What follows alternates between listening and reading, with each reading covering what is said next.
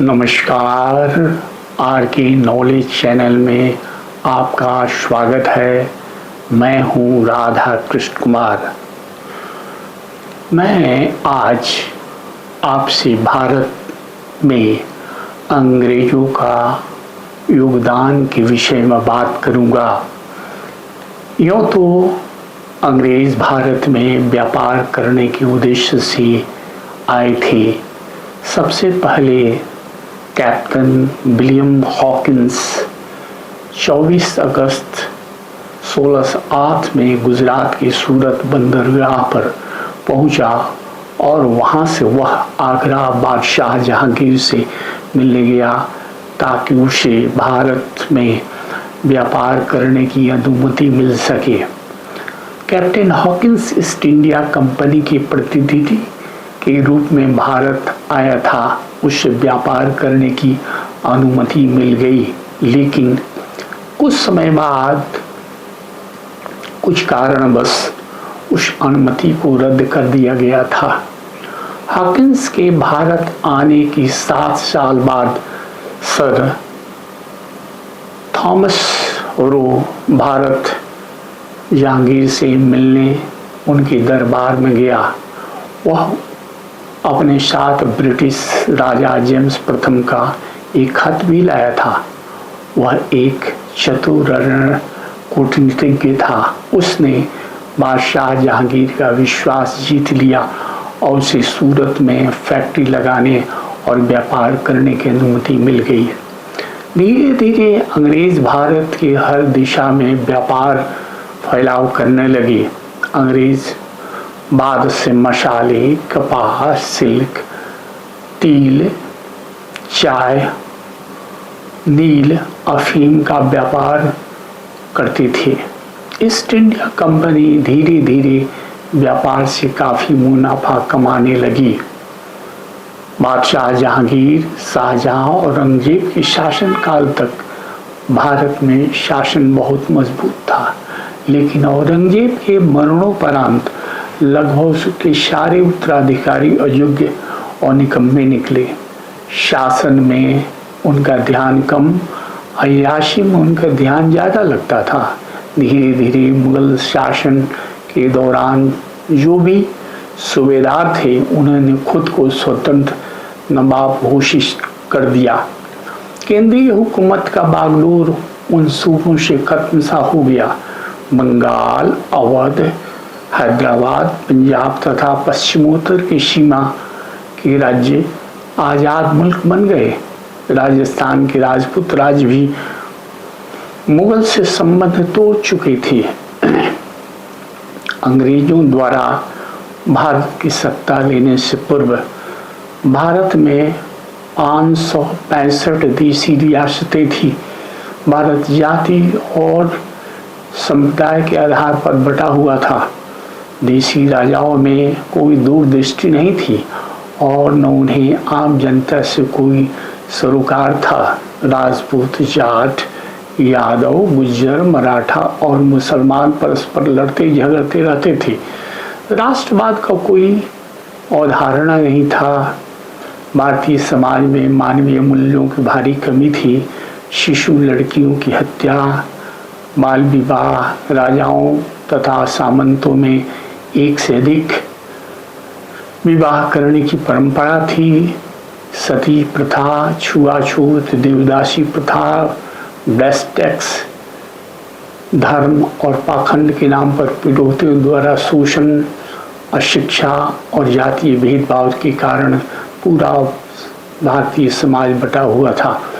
इसी राजनीतिक परिदृश्य और सामाजिक स्थिति में अंग्रेजों ने भारत की सत्ता अपने हाथों में ली।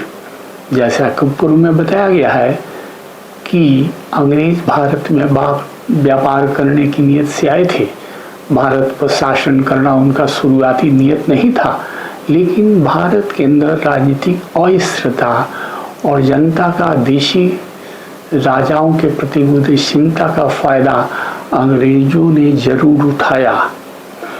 सबसे पहले अंग्रेजों ने बंगाल के नवाब सिराजउद्दौला को उसके सेनापति मिर्जाफर कलकत्ता के नामी सौदागर जगत सेठ और अमीन चंद्र के सहयोग से 1757 में पलासी की लड़ाई में हराया और उसके बाद 1764 में बक्सर की लड़ाई में बंगाल के नवाब मीर कासिम, अवध के नवाब सुजाउद्दौला तथा मुगल शासक शाह आलम द्वितीय की संयुक्त सेना को हराकर मुगल बादशाह शाह आलम द्वितीय से अंग्रेजों ने बिहार, बंगाल, उड़ीसा की दीवानी का अधिकार प्राप्त किया और बाद में बंगाल के शासक बन गए।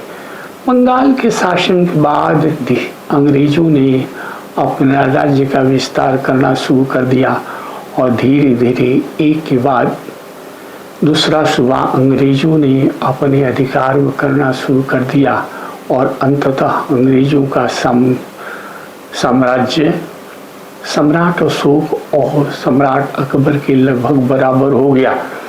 अंग्रेजों का राज्य दक्षिण में केरल और तमिलनाडु से लेकर उत्तर में कश्मीर, पश्चिम में गुजरात से लेकर पश्चिमोत्तर में अफगानिस्तान की सीमा तक और पूर्व में बंगाल, असम और बर्मा तक फैला हुआ था।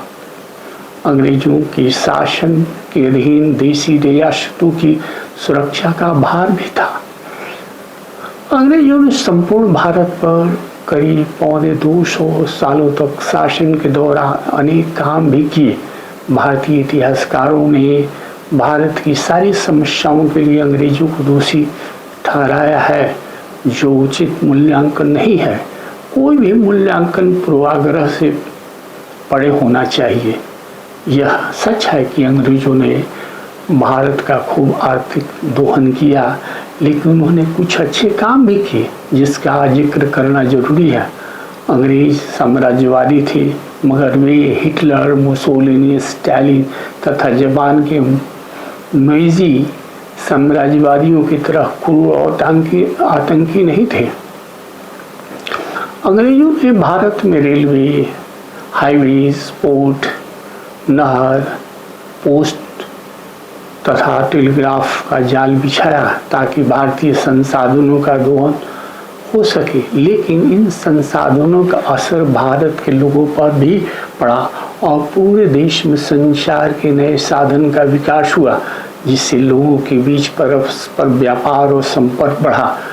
रेलवे ने यातायात में क्रांति ला दी। रेलवे, पोस्ट और टेलीग्राफ के प्रचलन के बाद किसी भी संदेश को आसानी से एक भाग से दूसरे भाग में पहुंचाया जा सकता था। 1829 के बंगाल सती रेगुलेशन एक्ट द्वारा सती प्रथा को समाप्त कर दिया गया। बात याद रहे कि राजधानी कलकत्ता की सीमा के 30 मील के अंतर्गत 1815 से लेकर 1818 तक यानी 3 साल के दौरान 839 सती की घटनाएं घटी थी, जो काफ़ी अमानवीय थी। इन घटनाओं ने लॉर्ड विलियम बेंटिंग को अंदर से झकझोर दिया था। हालांकि अंग्रेज भारतीयों के धार्मिक मामलों में हस्तक्षेप करना नहीं चाहते थे। अंग्रेजों ने न केवल सिंधु, सतलज, गोदावरी, कृष्णा नदियों से सिंचाई के लिए नहर बनवाया, बल्कि कई नदियों पर पुल बनवाए ताकि यातायात बढ़ सके। अंग्रेजों का सबसे बड़ा योगदान था कि उन्होंने भारतीय सेना तथा पुलिस का आधुनिकीकरण, मॉडर्नाइजेशन किया। पूरे भारत में एक तरह का कानून लागू किया और कानून और व्यवस्था को दुरुस्त किया।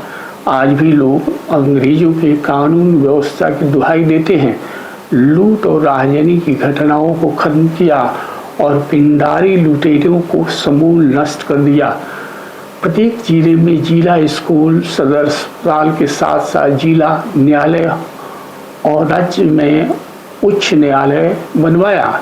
कलकत्ता, मद्रास, मुंबई, इलाहाबाद तथा लाहौर में यूनिवर्सिटी बनवाए गए।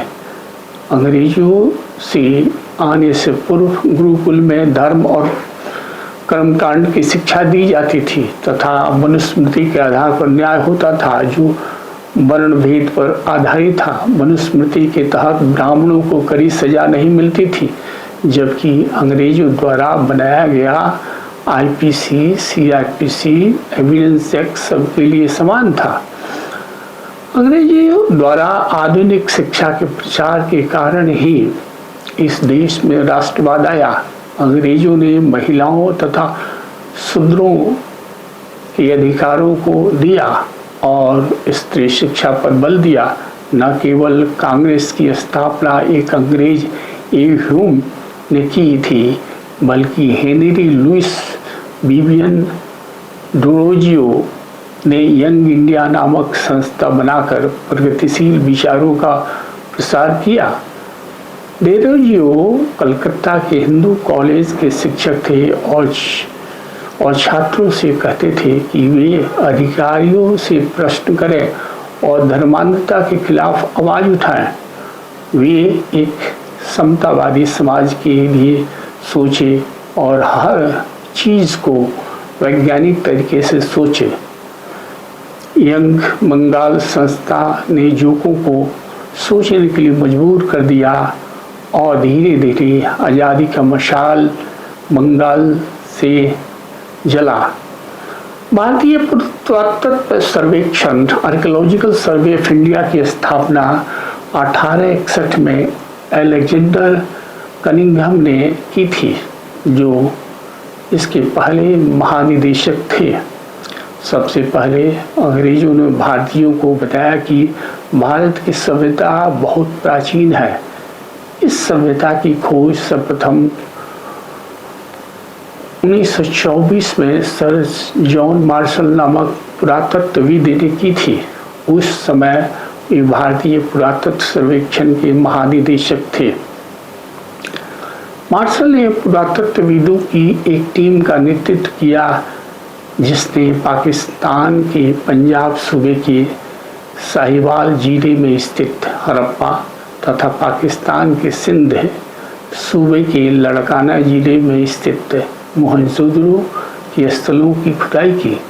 दो पुरातत्वविदों दयाराम साहनी और आर.डी. बनर्जी ने क्रमशः हड़प्पा और मोहनजोदड़ो में खुदाई का नेतृत्व किया और सिंधु घाटी की सभ्यता का पता लगाया, जो वैदिक सभ्यता से काफी पुरानी थी।